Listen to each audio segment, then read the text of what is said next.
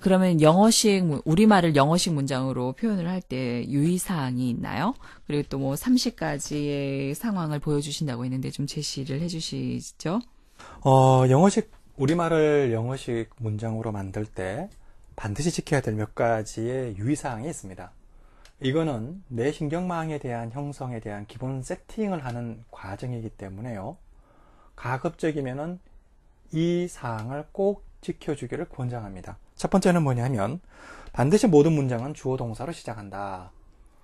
예를 들면 어젯밤에 비가 왔습니다. 이렇게 말하면 안 된다라는 거죠. 네. 어젯밤이라고 하는 것은 이거는 이 문장에 있어서 첨가해주는 말이기 때문에 네. 무조건 뒤로 빼줘야 됩니다. 네. 그래서 비가 왔습니다. 어젯밤에. 예. 이렇게 이야기를 해야 된다는 거고요. 두 번째는 뭐냐 하면 우리가 앞으로 이제 오늘 30가지 내용을 살펴보게 될 건데 그 30가지 내용은 반드시 단순한 것에서 복잡한 형태로 학습을 해라. 왜냐하면은 자기가 단순한 것도 제대로 안 되면서 복잡한 걸 해버리게 되면 접질리게 되고 그 다음에 학습하고자 하는 의욕이 급격하게 떨어지게 돼요. 그렇기 때문에 단순하고 쉽고 자기가 즐겁게 사용할 수 있는 표현부터 시작해라. 누구의 표현을 따르려고 생각하지 말고.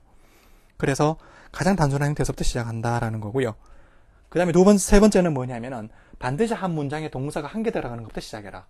동사가 두 개가 들어가게 되면 되게 복잡해져요. 자, 왜 그런지 한번 봐볼까요? 나는 내 친구를 만나기 위해서 그곳에 갔다. 이렇게 얘기하면 머릿속에서는 어떻게 되냐면은 내가 갔습니다. 그곳에라는 게 나오죠. 그지요? 그 다음에 만나기 위해서 친구를 이렇게 나와야 돼요. 한번 머리가 지근지근 아플 겁니다. 나는 그 친구를 만나기 위해서 그곳에 갔다. 나는 갔습니다. 그곳에 만나기 위해서 친구를요. 그죠? 이해되십니까? 영어로 쓰면 나는 갔습니다. 그곳에. 나는 갔습니다. 그곳에 그러면 I went there. 나는 갔습니다. 그곳에. 그 친구를 만나기 위해서의 우리말을 영어식 원서로 바꾸면은 주어 동사, 그러니까 주어가 없으면 뭐가 나와야 될까요? 동사부터 나와야 됩니다. 주어가 없으니까요. 만나기 위해서요. 그 친구를 to meet the friend. 그래서 I went there to meet the friend. 영어식으로는 이렇게 되죠. 그렇기 때문에 처음 연습을 할 적에 동사 2개, 3개 쓰고 싶은 거는 우리가 한국말을 잘 사용하기 때문에 그 나타나는 당연한 현상이에요.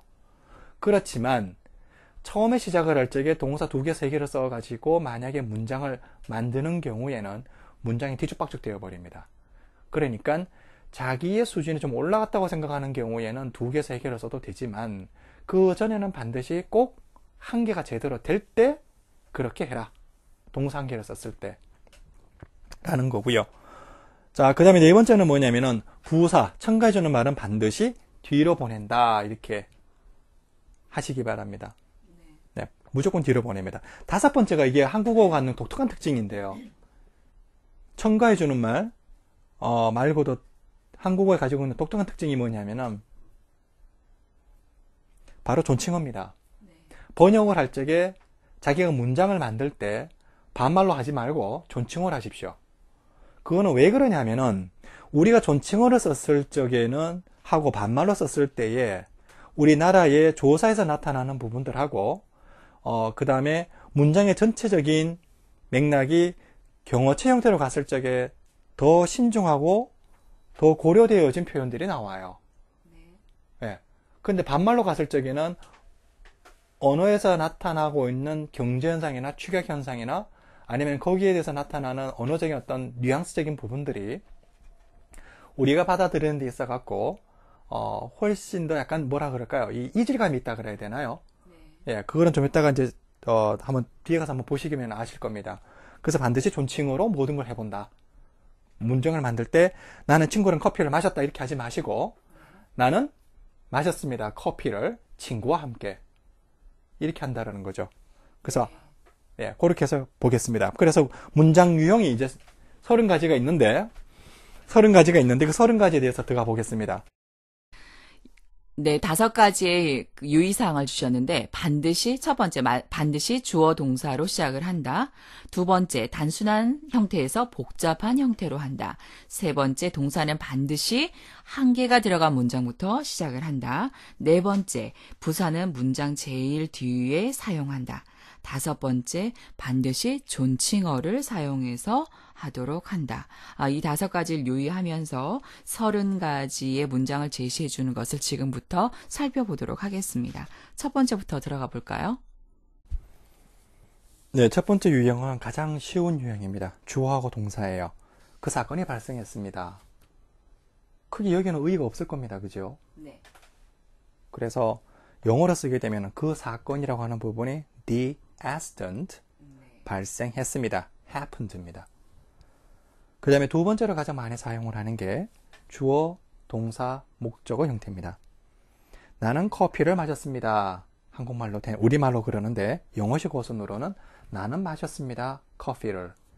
그리고 이걸 영어로 영작을 해보면 나는 I 마셨습니다. drank coffee, a coffee.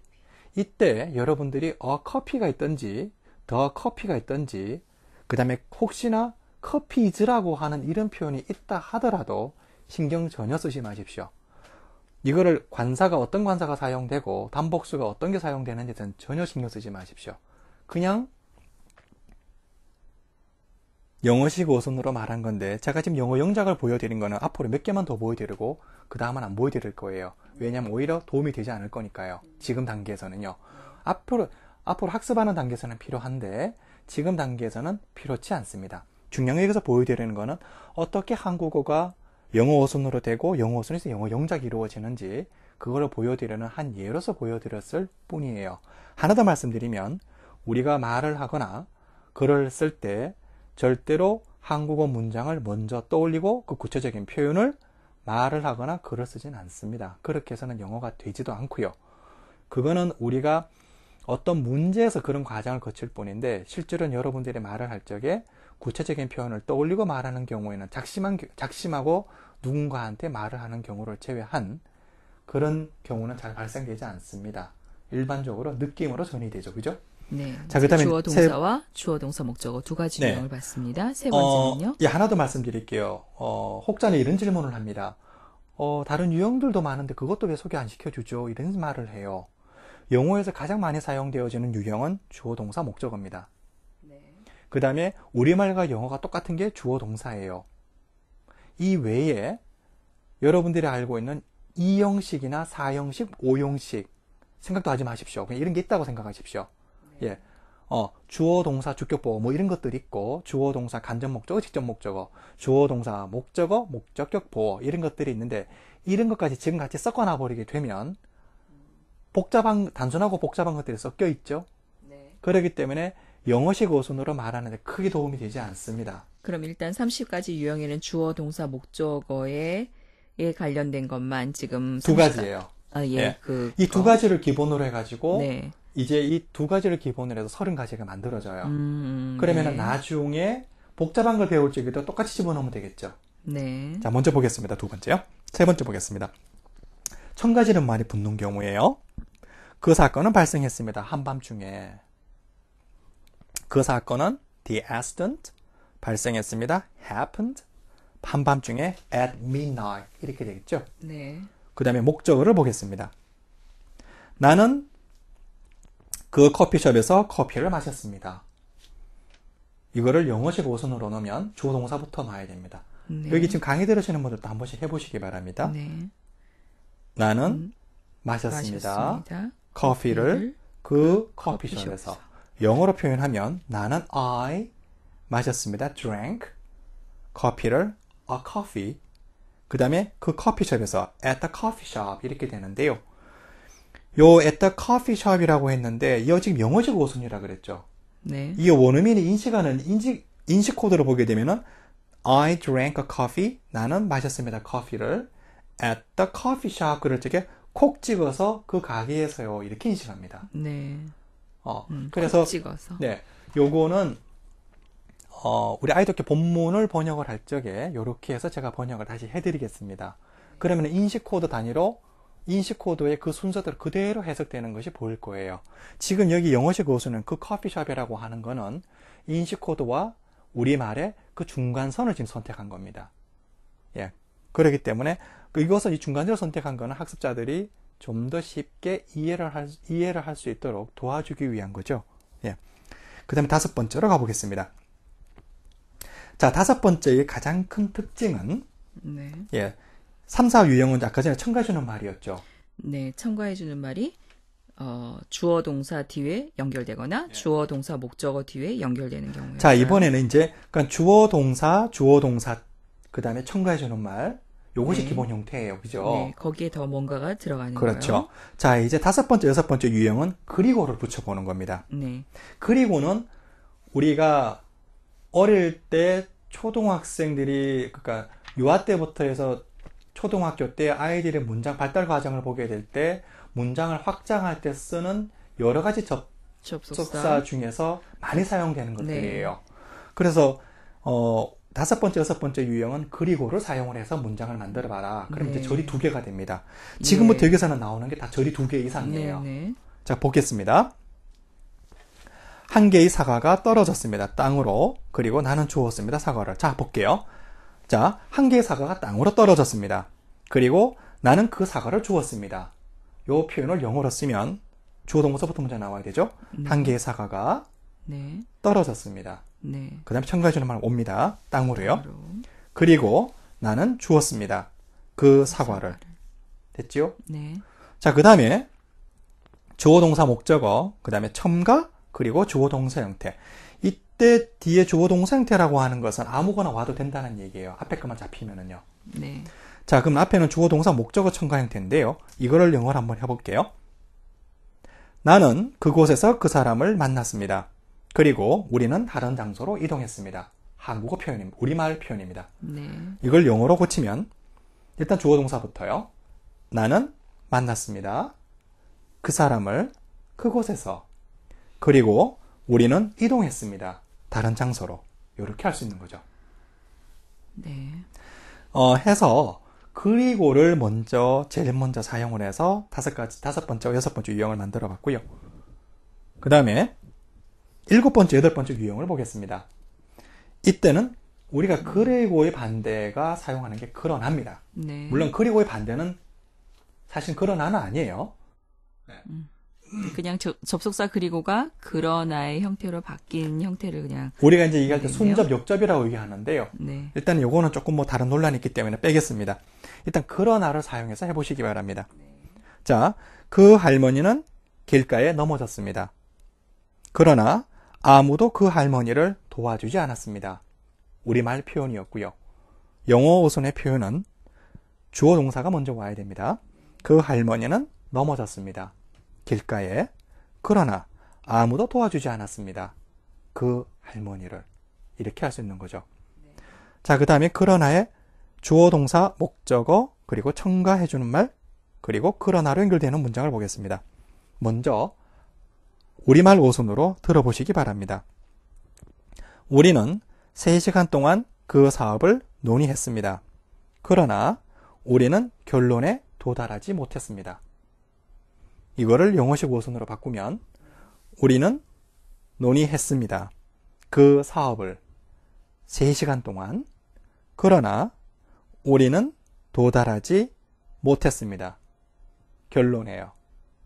이거를 영어로 얘기하면 We discussed the business for 3 hours, but we couldn't come to the conclusion. 이렇게 됩니다. 오, 지금 느낌이 팍 왔어요. 그 영어 어순으로 되어진 것이 영어 문장으로 전환이 되는 그 과정에서 연결이 쩍쩍쩍쩍쩍 되는 듯한 느낌. 예, 이건 너무 지금 좋은데요? 제가 영어로 말씀드리는 거는 이것이 영어식 어순으로 왜 해야 되는지 우리가 한국어를 그리고 그걸 체계적으로 할 필요가 있는지에 대해서 좀 말씀을 드리는 한 예로 보여드린 겁니다. 네, 이게 익숙해지고 이게 빨리 연습이 되어서 처리되는 과정이 빨라지게 되면 말이 그냥 바로 그렇죠. 나오겠어요. 그리고 이때 단어 같은 것만 얹게 되면 그래서 이런 과정을 2, 3개월을 거쳐서 영어식 논술을 쓸 수 있는 이유가 거기 있습니다. 네, 그리고 논술에서 필요되어지는 몇 가지 문법 사항에 유의해가지고 쓰게 되면은 문법적으로도 상당히 완벽한 문장들을 쓸 수 있죠. 그 다음에 실제로는 아이들이 문장을 연결할 때 가장 많이 쓰는 게 지금 비올 그래서입니다. 그래서는 뭐든지 다 붙여요. 그래서. 이 그래서라고 하는 말은 앞에 말을 원인으로 볼 수 있고, 이래 했습니다. 그래서 이렇게 됐지요. 그러니까 원인과 결과 형태로 나타날 수 있습니다. 앞에 게 또 이유가 되면은 뒤에 목적이 나타나죠. 예. 그래서 이러이러한 원인이 있었고, 이러한 이유가 있었고, 뒤에 결과나 목적이 나타나는 인과관계로 나타나는 말 쓸 때 아이들이 왜냐면이라는 말을 어린아이들은 잘 못 써요. 그래서요 이런 말을 써요. 예. 예를 들면 아이가 엄마 제가 날 때렸어요. 그래서요 제가 쟤 또 때렸어요. 이렇게 제가 나를 놀렸어요. 그래서요 이런 말을 쓰죠. 제가 나를 놀렸기 때문에 제가 쟤를 때렸어요. 이런 말은 못 씁니다. 아이들이요. 이 얘기는 뭐냐면은 그만큼 사용이 쉽다라는 겁니다. 이해하기도 쉽고요. 자, 그래서를 한번 살펴보겠습니다. 주어 동사 첨가해서 그래서를 붙인 표현을 한번 살펴볼게요. 기름 가격이 많이 올랐습니다. 그래서 우리는 이번 겨울에 기름을 아껴야만 했습니다. 우리말을 영어식 어순으로 표현해 보면 기름 가격이 올랐습니다. 많이요. 그래서 우리는 아껴야만 했습니다. 기름을요. 이번 겨울에. 됐죠? 예. 제가 지금 계속 존칭어로 하고 있는 걸 보이실 겁니다. 반드시 존칭어로 하는 것을 권장합니다. 네. 그리고 주어 동사 목적어 첨가 그래서 그리고 그래서 주어 동사입니다. 자, 주어 동사 목적 첨가 형태 보겠습니다. 우리는 1년 내내 가게를 열었습니다. 그래서 우리는 좀 더 빨리 성공할 수 있었습니다. 이거를 영어식 어순으로 하면 항상 기본은 주어 동사입니다. 우리는 열었습니다. 가게를 1년 내내요. 그래서 우리는 성공할 수 있었습니다. 좀 더 빨리요. 10가지 문장을 지금 살펴보았는데 주어 동사로 이루어진 문장과 주어 동사 목적어로 이루어진 문장에 첨가해주는 말을 넣어서 조금 더 풍성하게 해주고 그리고 다른 절이 와서 연결이 되는 그리고 그러나 그래서 그리고 다음 시간에 소개해 주실 그런 접속사들도 다양하게 있는 걸 봤습니다. 중간에 선생님께서 영어 어순을 영어 문장으로 전환시켜 주실 때는 이런 속도로 계속 빨리 하게 되면은 말하기까지도 쉬워질 수 있는 그런 힘이 보였어요. 한국어를 통해서 영어 어순으로 바꾸고 그것이 영어 문장으로 바뀌어지는 거는 앞으로 이런 연습을 꾸준히 하게 된다면 시간 문제인 듯 싶습니다.